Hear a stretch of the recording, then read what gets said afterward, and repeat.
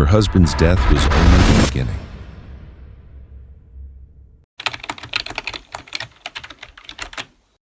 I held a cup of tea in my hands that I hadn't even brought to my lips. The liquid had cooled, just like me. In the silence of the house, every creak of the old floorboards amplified my loneliness. 3 years, to the day since Nathan died. I had stopped counting, but my body hadn't forgotten. The mailbox bell rang, a metallic, sharp sound, strangely clear in the misty air. I jumped. I wasn't expecting anything. Not today. I set the cup down, wrapped myself in my cardigan, and opened the front door. A white envelope rested in the box, without a stamp. Someone had hand-delivered it. My name was written on it, in a mechanical, cold handwriting, almost too perfect. I closed the door, envelope still in hand, and returned to the kitchen. Slowly, I opened it, dreading what I might find. A single sheet of paper, typed on a typewriter. Only a few words. Nathan didn't die by accident. You weren't supposed to know, but you deserve the truth. My fingers froze. My heart raced. I read the sentence over and over. Then, without realizing it, I began to shake. I set the letter on the table, my hands sliding along the edge of the wood, searching for something tangible. The kitchen was quiet. Too quiet. Only the distant whistle of the wind and the soft ticking of the clock on the wall could be heard. I turned my head toward the window. The gray light of late afternoon bathed the room in an almost unreal veil. A shiver ran down my spine. It was a joke, or worse, a trap. But who would do this now? I stood slowly, turning the sheet over in my hands. No signature, no mark, not even a visible fingerprint. I opened a drawer, took out a craft envelope, slid the note inside, and placed it in an old metal box where I kept the condolence letters received after Nathan's death. I hesitated for a second, then closed the box. I didn't have the strength to read the message again. Not yet. Night fell faster than I had expected. By 5 p.m., the house was plunged into darkness. I turned on a few lamps and spent the evening without TV, without music. Just me, my silence, and the shadow of doubt growing thicker. By 10 p.m., I went down to the cellar. It wasn't planned, but something, an instinct, was pushing me to search. The cellar was cold, permeated with dampness. I stored Nathan's belongings there, things I had never had the courage to sort. I lifted a sealed box that had been there for 3 years. On top, a black sweater still carrying his scent. Beneath it, papers, some notebooks, photos, and a USB drive. I frowned. I had never seen this USB before. I hurried upstairs, sat in front of the computer, and inserted the drive. An audio file, recorded 3 days before the accident. I hesitated, my hand trembling over the mouse. Then I played it. If you hear this, it means I'm no longer there. I didn't have the courage to tell you everything, Evelyn. I discovered something I shouldn't have. And now, they know that I know. The screen froze. So did my breath. I stayed still. The audio file was over, but the echo of his words lingered in my mind. They know that I know. I slowly leaned back in the chair, placing my hands on the desk to support myself, but my legs buckled. I collapsed into the armchair, my gaze lost in the pitch-black night beyond the window. I had never heard that tone in his voice. Contained tension, almost fear, and that if, at the beginning, if you hear this, he had anticipated this eventuality. Why had he never told me? Why had he kept it all to himself? And above all, what had he discovered? I listened to the message again, this time with full attention. No background noise, just him, just his voice, no details, nothing concrete, that abrupt tone, as if interrupted. The file lasted 1 minute, 22 seconds, not a second longer. I tried opening other files, checking their properties. Everything seemed locked. No metadata, no hidden folders. October, the month he died. I checked the time, 11:07 p.m. I knew I wouldn't sleep, not after this. Then I did something I hadn't dared to do in 3 years. I opened Nathan's laptop. I had kept it in the hallway closet, like a frozen relic of the past. The battery was dead, of course. I plugged it in. The screen took its time to boot. Password. I sighed, tried my name, then our wedding date. Nothing. Finally, I typed a word, almost without thinking. Roscarvin. The system unlocked. A shiver ran through me. The desk was empty, too empty. Almost as if someone had cleaned the device. But one detail caught my eye. In the trash, only one item. A file deleted 5 days before the accident. File name. V.E. November. I froze. V.E., my initials. I opened it. Error. The file was corrupted or protected. The system refused access. A message briefly appeared on the screen. File not found or moved. I swore under my breath. My mind spun. An anonymous letter, a hidden USB, a recorded farewell, and now this file with my name. Gone. It was too much, too fast, but too precise to be a coincidence. I felt a presence behind me, an absurd reflex. I turned. No one. Just the warm light of the living room lamp dancing gently on the walls and the opaque night beyond the windows.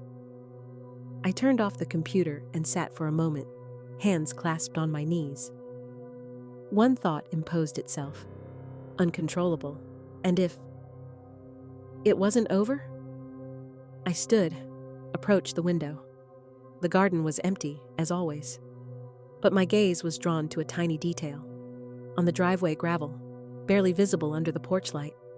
A footprint, a single one, leading toward the house. My heart pounded. I had checked this morning. It wasn't there, and it hadn't rained in 2 days. Someone had come. Tonight.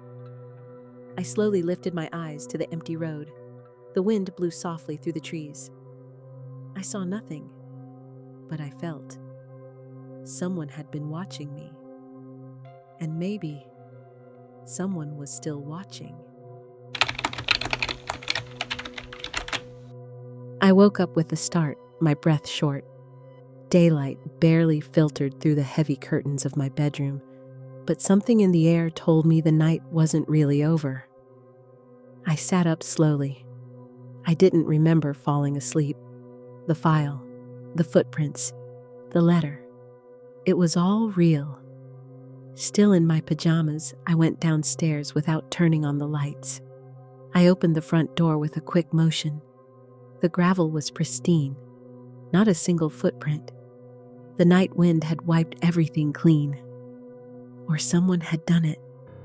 I closed the door slowly and locked it twice.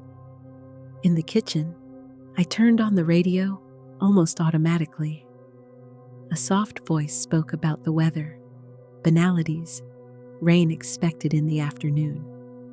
The contrast with what I was feeling almost irritated me. I picked up my phone, a missed call, unknown number. Time, 3:27 a.m., no voicemail. My thumb hovered over the screen. Then I blocked the number. I didn't need more shadows. Around 10 o'clock, there were 2 sharp knocks at the door. I hesitated for a moment, then opened it. A man stood there wearing a long black coat, a closed umbrella in hand. In his 40s, clean-shaven, clear eyes. Too clear. He held out a card. Inspector Leonard Crace, Trellowan Police Department, he announced calmly, almost too polite. Hello? I said evenly. I didn't call the police. No, but we received an anonymous report this morning, he explained. About what? I asked. Of a suspicious presence around your property, he continued. The person didn't want to identify themselves, but they mentioned your name and a letter. I stayed silent.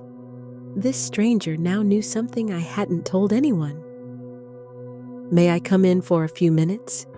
Just to ask a few questions. Nothing official. I nodded and stepped aside. The inspector entered the living room, observing the place with the eye of someone who sees more than he says. His gaze flicked over the metal box on the sideboard, but he said nothing. Did you notice anything unusual last night? He asked. I hesitated. I hated lying, but I hated feeling vulnerable even more. I didn't see anything, but I did receive a letter, I replied. Do you still have it? He asked softly. I handed it to him. He read it without expression. And do you think it might be connected to your husband's death? He inquired. I don't know. They told me it was an accident, that's all. He lifted his eyes to me. They told you? He pressed slightly. I held his gaze. The investigation was closed quickly. I was given a dry report without details. At the time, I didn't want to know more. A silence settled between us. Cray slipped the letter into a plastic sleeve and stored it in his bag. If you receive anything else, call me, he said, handing me his card. I took it without a word. He moved toward the door, then turned slightly. One last thing. Your husband. What exactly did he do for work? He was an analyst for a private company. Cybersecurity? Yes. Why? I answered. A corner of his mouth lifted slightly, but he didn't reply immediately. Just a hunch. Have a good day, Mrs. Roscarvin. And he left. I stood for a long moment in the entryway, the card clutched in my hand. A tiny detail bothered me. Something he had said. Or something he hadn't said. Then I realized. He had never asked my husband's name. He already knew it. I closed the door gently, letting my fingers slide over the wood, trying to feel something human. Presence, grounding. But everything escaped me. The inspector. Nothing about him seemed threatening, polite, cold, precise. But in his eyes, there was a knowledge I didn't share. I returned to the kitchen and sat down in front of the cold tea from the day before. I didn't touch it. The cup remained there. On the table, the business card. I flipped it over. Sometimes it's by reopening closed files that forgotten truths are found. I frowned. When had he written that? Before coming? After? Why the almost conspiratorial tone? I placed the card in a drawer next to the letter, then went upstairs. In our old bedroom, my bedroom now, Nathan's desk hadn't been touched. I hardly went there, not out of superstition, out of protection. There was too much of him here. I opened the main drawer. Pens, blank notebooks, a key. I took it, not knowing what it unlocked. Then I found a worn black notebook hidden under a folder. One word on the cover, those who remain. I opened it. The first page was blank. Then, page after page, Nathan's familiar handwriting appeared. If one day you read this, Evelyn, it means I couldn't protect you. I'm sorry. I lied, not to betray you, to spare you. But it's time you know. It all starts with them. Those who remain. Those we don't speak about. Those we forget because we are asked to. Because it's easier not to look. My breath caught. This wasn't a journal. It was a warning. The following pages contained names, dates, incomplete phrases, coded things, hints, places. Some crossed out, others circled, but one name appeared repeatedly, always underlined: Alden Crowthorne. I had never heard it, not a colleague, nor a friend, nor a family member. Yet Nathan seemed obsessed with this name. I took out my phone and searched. No relevant results. I tried emails, contacts, old photos. Nothing. As if this man had never existed, and that's when I understood. The real danger might not come from what I would discover, but from what had already been erased. I placed the notebook back on the desk, my heart in turmoil. My fingers lingered over the pages as if searching for an answer between the lines, a clue I might have missed. I leaned slowly back in the chair and closed my eyes, and it all came back. An autumn evening, 2 weeks before the accident. We were sitting there, in this very room. Nathan had made me ginger tea. I hated it, but he always insisted on its miracle properties. He spoke little that evening, eyes fixed on his screen. Then he looked at me. His gaze had a strange softness. "If something ever happens to me, what will you do?" he asked. I laughed. Such a phrase was so unlike him. "Stop. Nothing will happen to you. You're immortal, I told you." He didn't laugh. "You'll seek the truth, Ev?" I froze. It was the only time I had seen him worried. Not for himself, for me. "Yes," I answered, not fully understanding. He nodded, almost relieved. Then he stood and kissed my forehead. That evening, I had forgotten the conversation. But now, I could no longer ignore it. A sharp noise brought me back to the present. Something had fallen downstairs. I jumped, hurried down, crossing the living room. It was the metal box. It had slipped from the furniture for no reason. The lid was open. Inside, the letter and a second sheet. I frowned and picked it up, my fingers trembling. It was yellowed paper, folded into quarters. Slender, slanted handwriting I didn't recognize. The VE November file was never erased. It has been moved. You have only 3 days. Start at the university. A. My blood ran cold. Someone knew. Someone was watching. And that someone wanted me to continue. I looked up at the window. The garden was empty. But the world had just opened up to a truth far bigger than grief, and perhaps far more dangerous than death. I had taken the road at dawn, unable to stay any longer in a house where every object seemed to whisper Nathan's name.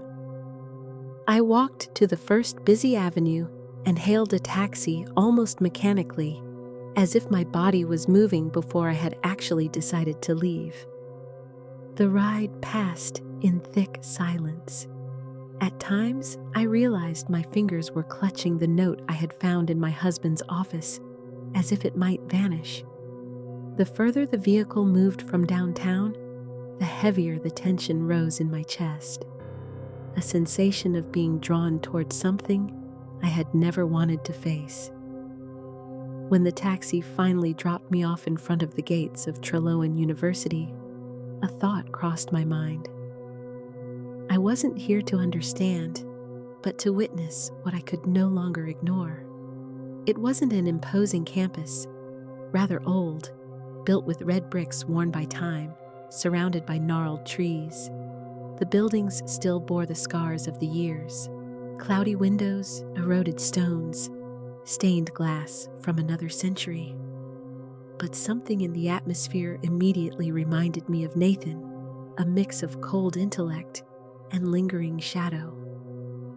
I passed through the main entrance, the crumpled note still in my pocket. It had no name, just a direction: the university, and one certainty: Nathan had left something here. At the reception, I gave my identity, using my husband's name as a passphrase. He studied here.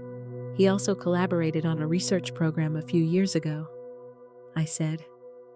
"His name?" asked the receptionist without looking up. "Ross Carvin," Nathan Roscarvin, I replied. The click of a keyboard. Silence. Then a frown. He doesn't appear in our databases as a permanent researcher. Perhaps an external guest or consultant, she said. I pressed my lips together. Nathan had always been discreet about his collaborations. He worked in cybersecurity, I added. In that case, go see Building D. Professor Edgar Lorne still keeps the archives there. He was responsible for private partnerships at the time. The receptionist said. I thanked her and crossed the courtyard, passing a row of statues mutilated by time. Building D was half overrun by vegetation. It looked almost apologetic for existing. I went up to the first floor and knocked on door 1.14.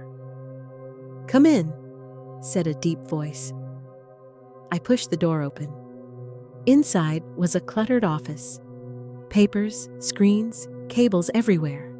And at the center, a thin man, thick glasses, dry but not unfriendly gaze.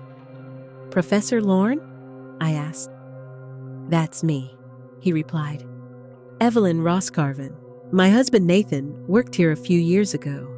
I'm looking for information on his projects with you, I said. Lorne didn't answer immediately. He looked at me for a long moment. Nathan.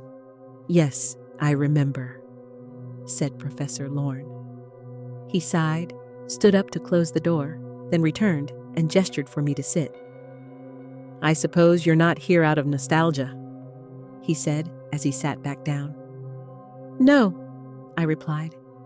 What Nathan was doing here wasn't meant to be public, he explained. Even I didn't have access to all the details. Then why let him work here? I asked. He shrugged. Because some funding is worth more than the truth, and because some truths scare those who hold them, he said, almost with regret. I stared at him. He looked at me with a new intensity, as if weighing my words. You know he's dead? I asked, my voice trembling. Yes, the accident, said Professor Lorne, his tone cold but sad. It wasn't an accident, I said firmly. Lorne didn't react. He stood, walked to an old metal cabinet, and searched for a moment. He pulled out a beige folder covered in dust and placed it in front of me. This is all that remains of him here, he said. The rest has been erased by someone else. I opened the folder carefully. A few blurred documents, incomprehensible schematics. Keywords scribbled hastily. Dormant networks, invisible targets, altered memory, Project Vesper. What is this? An idea too dangerous, too brilliant. Nathan was trying to map what we forget, what is made to be forgotten. He said that some things are erased from collective memory. Intentionally, Professor Lorne replied. A shiver ran down Evelyn's neck. You believe in that? Lorne fixed his gaze on her, then answered calmly. I didn't. Until someone tried to make me believe I had never known him. Evelyn leafed through the documents in the folder, each page more puzzling than the last. Diagrams of connections, of networks, fictional, or maybe not. Handwritten notes, sometimes scribbled hastily, as if Nathan was writing to avoid forgetting himself. And always, that name returned, hidden in the margins, concealed in acronyms or initials. Crowthorne. This name. Alden Crowthorne. Do you know him? Lorne stiffened slightly, his gaze, until now distant, sharpened. I've only heard it once. Nathan mentioned it the last time I saw him. He said to me, if something happens to me, look for Crowthorne. He has the keys. And did you look for him? No, he answered immediately, and I don't advise you to do it. Evelyn stared at him. I'm past taking advice, Professor. A tense silence. Lorne approached his desk and opened a drawer. He pulled out an old USB stick, sealed in an anti-static bag. Nathan left this for me. He told me to use it only if someone came looking for him. Not the police, not his employers. Someone who really knew him. He handed the USB to Evelyn. "And you think that's me?" He looked her straight in the eyes. "What you have in your gaze, it's the same as his the last time I saw him. A dry fear. A truth scratching from the inside." She took the USB and clenched it in her palm. "What's on it?" "No idea. It's encrypted. I tried reading it on several machines. All of them shut down the moment I tried." "A protection, no doubt. And how am I supposed to open it?" Lorne thought for a moment, then scribbled an address on a piece of paper.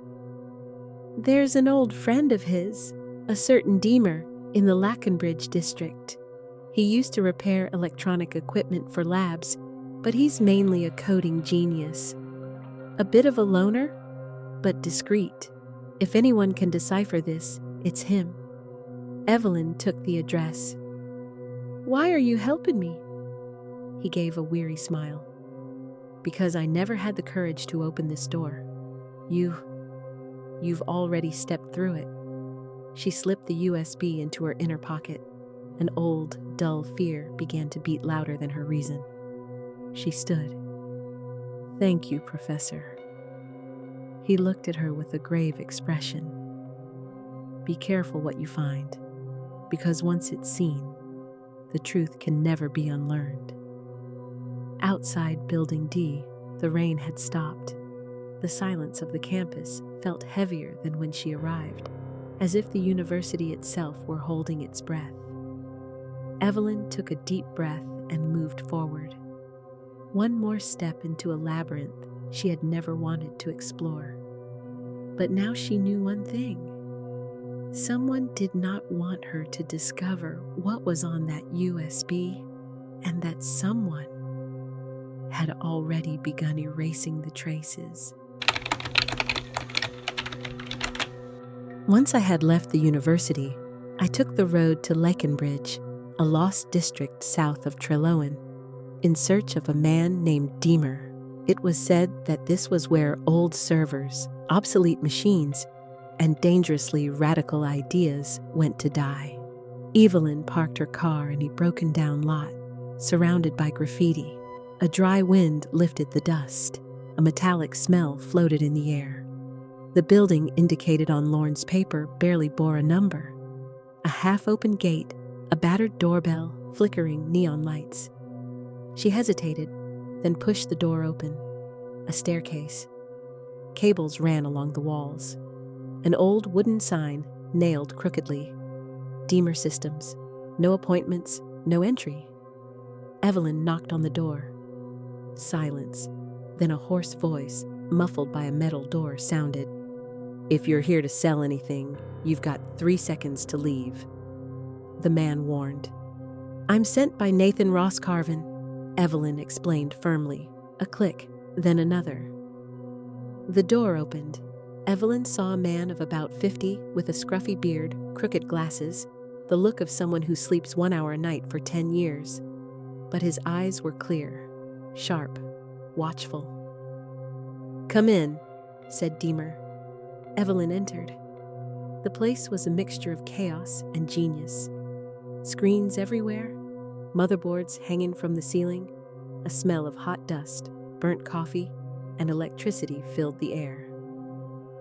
"Nathan said someone would come. I didn't think it would be you," Deemer explained. "You knew me?" asked Evelyn. "No, but he talked about you." "Often?" he said with a shrug. He motioned for her to sit on a worn-out old armchair, then approached his workbench. "Do you have what he left me?" he asked. Evelyn took out the USB key, still in its static-proof bag. He held out his hand, but she kept it for a moment. "What was he doing here? Why did he trust you?" she inquired. Deemer looked at her for a moment before answering. because he knew I don't ask questions, but I listen to everything, he said calmly. He took the key. And because we both worked on systems, we weren't supposed to understand, he added. He plugged the key into an isolated machine, an old armored terminal, without any connection. Silence fell. Then the screen lit up. A password. No prompt. No clue. Deemer raised his eyebrows. Typical Nathan. Double-layer encryption. Not just digital, but human too, he murmured. What do you mean? Asked Evelyn.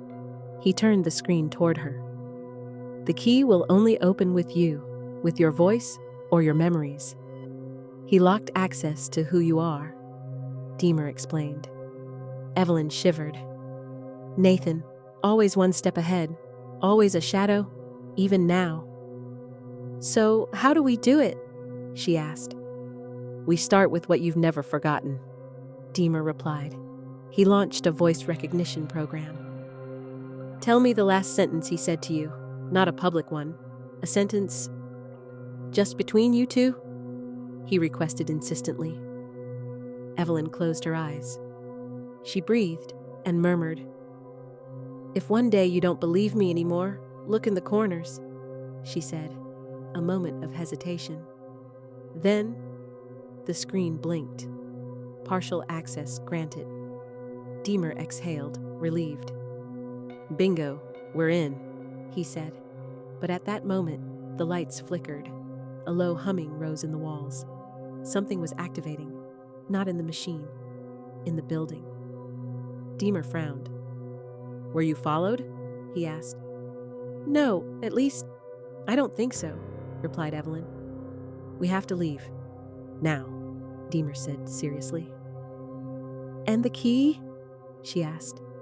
He unplugged it, slid it into a secure pocket, and grabbed a worn leather satchel. You're coming with me. What we unlocked just now won't stay unnoticed for long, he explained. A metallic noise echoed in the stairwell. A door being forced. Rapid footsteps. Deemer turned to her, eyes more serious than ever. You just woke something up, Evelyn. And I'm afraid it's been waiting for this moment a long time, he said. He grabbed a small black device near the door, pressed a button. A brief hum rose in the walls. Jammer, that might give us 30 seconds. No more, he announced. Evelyn felt her heart pounding against her ribcage. This was no longer a simple search. It was a flight, a chase. They descended in silence, him in front, her clutching the USB key in her inner pocket. The building felt narrower, heavier, as if the very air thickened. On the lower floor, they came face to face with two figures in the shadows. Black, faces covered, professional posture. Run! Shouted Deemer without thinking. He hurled his bag toward the intruders, scattering a cloud of metallic fragments, tools, wires, batteries. Evelyn didn't wait. She rushed down the stairs, nearly tripped, heard the footsteps behind them, muffled voices, an order she couldn't understand. Then the crash of something exploding in a burst of sparks. The building alarm went off, a harsh, static wail, red lights flashing. Deemer pushed her toward a service door at the back. It opened onto an alley strewn with debris and rusted dumpsters. The district seemed deserted, but Evelyn felt they were being watched. This way, Deemer growled. They followed a graffiti-covered wall, then slipped into an abandoned railway line overgrown with brush. The tracks led to an old tunnel, half bricked up, but with just enough space to squeeze inside. They stopped only after 100 meters, breathless, hidden behind a concrete pillar. Who were they? Evelyn whispered. Not police, Deemer said, catching his breath. Too fast, too well equipped. Then what? She pressed. Deemer didn't answer right away. He checked his bag, making sure he had recovered the essential devices. They're cleaners, private, hired to erase evidence, and the people who hold it. Evelyn swallowed. You mean Nathan knew this would happen?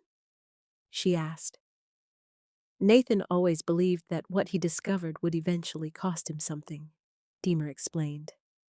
What he didn't expect was that it would cost you. Silence settled. The tunnel dripped with moisture, like the ghost of a train from a too-real world. Do you still have the key? He asked. She nodded, determined despite her fear. Good, we can't stay here. I have a safe place 2 stations down, abandoned. We'll finish the decryption there, and you'll see what your husband couldn't tell anyone. He looked at her for a long moment. Prepare yourself to see what we were trained not to even search for, he warned. They walked for another 20 minutes through the city's underbelly. Deemer knew every corner, every shortcut. He moved through these corridors like a lab rat that had learned how to survive the light. They finally reached an old, disused subway station, hidden behind a metal curtain and a maintenance grate. Inside, the space opened like a forgotten den. Dim filament bulbs, crooked bookshelves, a patched solar generator. Dozens of salvaged components, resurrected. Scents of old paper, dust, and metal. This is it? Evelyn asked, surprised by the almost warm atmosphere. My refuge, Deemer replied simply. No one follows me here. Even drones avoid this place. Too much jamming, too much interference. He powered on a terminal connected to an independent battery, then retrieved the USB key with almost religious care. What we triggered earlier unlocked the first layer, but the real content, we have to dig for it. And you think you can do it? She asked. He threw her a confident look. If anyone can, it's me. He inserted the key. This time, the screen remained stable. No alarms, no interference. A window appeared. Folder, May Fly. Access, restricted, dual security, vocal plus emotional protocol. Roscarvin. What is Mayfly? Evelyn asked. Deemer didn't respond. He opened the internal files. A list of videos appeared. The first was dated 8 months before Nathan's death. He clicked. The screen darkened, then an image appeared. Nathan, his face more exhausted than in Evelyn's memories. Deeper circles, eyes haunted. He spoke directly to the camera. If you're seeing this, it means I failed, and that you've gone too far. Evelyn, I'm sorry. Her stomach tightened. What I found? It's a construction. Not a conspiracy. Worse. A truth deliberately drowned under thousands of data points. A concealment woven into reality itself. Mayfly isn't a project. It's a fracture. A breach in what we believe is true. The image flickered. The voice distorted. They know I'm getting too close. They're watching me. Not just me. Those around me. Even you. Evelyn, if you continue, you must understand that nothing you believe is stable. Nothing. And above all, trust no one. Not even those who try to help you. The screen went black. Evelyn froze. The words kept echoing. Deemer looked pale. He whispered, Mayfly. I've heard that word before. Long ago, back in the early network days. Some kind of ghost program. Some said it was a monitoring tool. Others, a doorway to something invisible. Do you think he was telling the truth? Evelyn asked, shakily. Deemer turned toward her, his expression tense. I think Nathan discovered something that wasn't supposed to exist, he said gravely. And now, you have too. Silence. Then Evelyn said, her voice cold and sharp. Then we keep going, until we understand everything. Silence had settled over the hideout like a lid. Deemer hadn't spoken for more than an hour. He was reviewing every file, every line of code. I, on the other hand, stared at the dark screen that had just projected Nathan's face. I could still hear his voice in my head, that trembling timbre he had never shown in person. Finally, I broke the silence. "Do you think he died because of this?" I asked hesitantly. Deemer didn't lift his eyes. "I think he knew too much, and he refused to stay silent," he replied. "So they silenced him?" I pressed further. This time, Deemer turned to me. Slowly. "Maybe, or maybe he condemned himself, so that we could speak in his place," he murmured. The sentence chilled me, yet I didn't look away. "You said you knew this name, Mayfly? What exactly is it?" I inquired. He sighed, rubbed his eyes, and then pulled an old hard drive from his bag. One of those heavy, reinforced cased models. "What I'm about to show you, it's what cost me my career. And it's what Nathan was trying to validate," he explained. He connected the drive to another machine, completely offline. At the end of the 2000s, several private companies, linked to the government but not fully controlled by it, began testing behavioral learning systems. AIs capable not only of predicting our actions, but also influencing them. They called it Project Mayfly because it was supposed to be ephemeral, just an experiment. "And it wasn't?" I asked. "Far from it. The system was absorbed into another structure, a black box, no more files, no publications, no names. Everything erased," he clarified. He launched a series of encrypted files, email excerpts, server logs, fragments of audio conversations. I struggled to follow it all. Names blurred, dates hidden, yet one thing kept appearing: the Mayfly model. One sentence recurred several times in different documents. "What they don't see, they cannot question." "They built a filter," Deemer explained, "a kind of software mask, capable of hiding certain data from specific users. Essentially, two people can access the same documents, the same database, and yet not see the same things." I furrowed my brow. "You mean reality can be different depending on who's looking?" I asked, incredulous. "Yes, and Nathan had found a way to see through that mask," he clarified. I stepped back. The idea was insane, terrifying, but strangely familiar. That feeling of having missed something, of having seen without really seeing, for months, since Nathan's death. I leaned toward the screen. "And now, what do we do with this?" I asked. Deemer studied me for a long moment. "Now, we find the origin of the filter. We bring it down, and we see what's really behind it." He paused.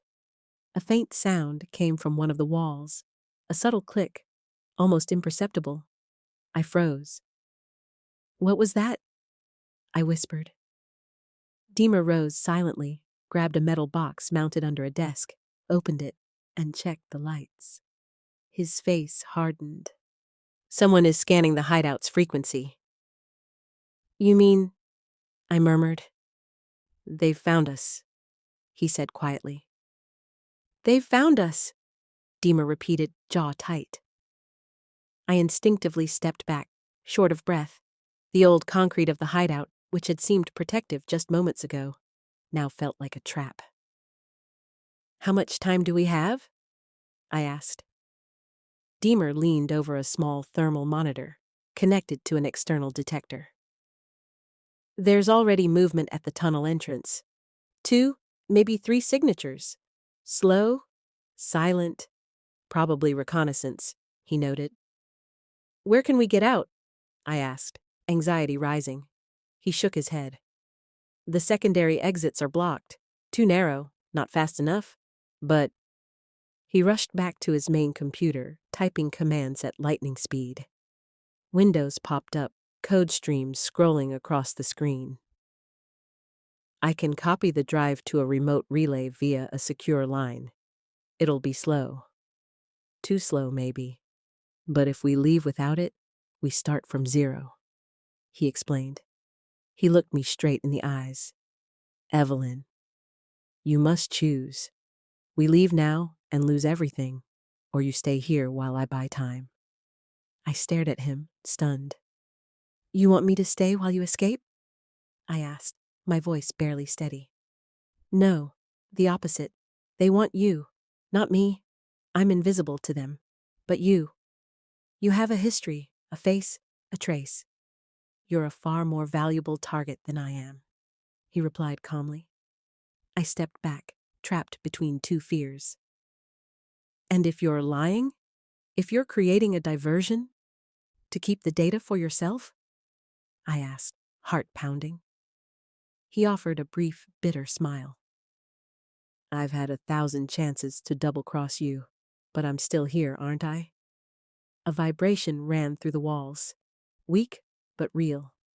Something, or someone, was forcing an entry. Deemer held out a small silver key. Take this, an encrypted copy of the Mayfly access. If I fall, you continue. You'll find someone in Lakenbridge, an old contact of Nathan's. Codename, Obsidian. He'll know what to do, he instructed. I grabbed the key, clutching it tightly. And you? I asked. Me? I'll make noise, enough for you to disappear, he said. Another vibration, closer this time. Then a sharp metallic click. A grate had just given way. Deemer stood, took out a small round device adorned with red wires. An old EMP charge, non-lethal, just blinding. I'll trigger it at the entrance. You go through the ventilation shaft over there. Follow the red markings. Don't look back, he ordered. I hesitated, looking at him one last time. Will you come back? I asked. If I can. If not, remember what Nathan used to say? What we don't see, we cannot question. He replied. He gave me a nod. I nodded back and ran. Behind me, I heard the hideout erupt in a cacophony of metal, improvised sirens, and shouted voices. Then, a muffled explosion. Short of breath, I moved through the narrow ventilation shaft, my hands scraping the dusty walls. Each meter seemed endless. I could hear nothing. No voices, no explosions. Just my rapid, primal breathing. Finally, a grate. I forced it open, arms trembling. The light outside nearly burned my eyes. I emerged into open air, behind an abandoned yard littered with old metal carcasses. An old railway depot, a few kilometers from the decommissioned station. The world still seemed to turn. Cars passed in the distance. Sirens blended with mundane city sounds, as if nothing had happened. But everything had changed. I walked. For a long time, avoiding main streets, keeping my hood up. Every passerby seemed suspicious. Every camera, every digital sign, every footstep behind me. I had no bearings, no way back. Late in the afternoon, I reached a small, nearly forgotten secondary station. Deemer had mentioned an active line not listed on official maps. An old military track converted for technical transport. Perfect for disappearing without a trace. I boarded an empty car. The train shuddered, then started slowly, sinking into the countryside. Through the dirty window, I watched the city lights fade behind me, and darkness ahead. Lakenbridge, a rusted sign announced a few hours later. The city was gray, drowned in fine drizzle, a heavy atmosphere, as if the very air weighed more here. I got off the train. The platform was deserted. One solitary figure in a long, dark coat watched from a distance before walking away. No greeting, no message, just a strange... I clutched the key Deemer had entrusted to me. Obsidian. The name circled in my mind. Who was he? Why had Nathan trusted him? And most importantly, would I even find him? I walked toward the station exit. Lackenbridge gradually revealed itself through a bluish mist. Narrow streets, tired streetlights, old buildings ravaged by humidity. A dog barked in the distance. A siren wailed in the port. And as I crossed the rusty gates of the station, I had that strange sensation, as if someone was already waiting for me.